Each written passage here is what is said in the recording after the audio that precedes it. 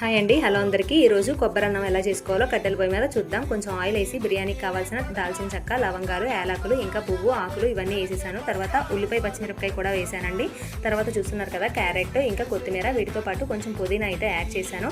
వీటన్నిటిని చక్కగా కలిపేసుకున్నానండి. కలిపేసుకున్న తర్వాత మిక్సర్ చేసిన ఈ అల్లం వెల్లుల్లిపాయ పేస్ట్, ఇంకా కొబ్బరి వీటిని కూడా వేసేసి కొద్దిసేపు కలిపేసుకోవాలండి. ఇవన్నీ ఫ్రై అయిన తర్వాత వీటిలోకి కొబ్బరి పాలు అయితే యాడ్ చేయాలండి. మనం చూసారా, నేనైతే ఫ్రై అయిన తర్వాత బిర్యానీ మసాలా ఇంకా మిల్లీ మేకర్స్ అయితే యాడ్ చేస్తున్నాను. ఆ తర్వాత కొంచెం ఉప్పు ఇంకా పసుపు కూడా యాడ్ చేశానండి. వీటినన్నింటినీ కూడా మరొకసారి మంచిగా కలిపేసుకోవాలండి, అడుగంటుకోకుండా. చూసారు కదా కొబ్బరి పాలు ఎలా తీసానో మిక్సీ పట్టిన తర్వాత కొంచెం ఒక క్లాత్లో బాగా గట్టిగా పిండేసి తర్వాత మెజర్మెంట్తో దాంట్లో వేసేసుకొని ఆ ఎసరు మరిగేంతలోపు ఈ బియ్యాన్ని కడుక్కోవాలండి. ఇవి కూడా మెజర్ చేసి చక్కగా కడుక్కొని ఆ ఎసరు మరిగిన తర్వాత ఆ బియ్యాన్ని అందులో వేసేసానండి. తర్వాత కొద్దిసేపు మూత పెట్టి మగ్గిన తర్వాత సూపర్ ఉందండి కట్టెల పొయ్యి మీద కొబ్బరి అన్నం అయితే నెక్స్ట్ లెవెల్లో ఉంది. చూసారు కదా లాస్ట్లో ఇలా వచ్చింది.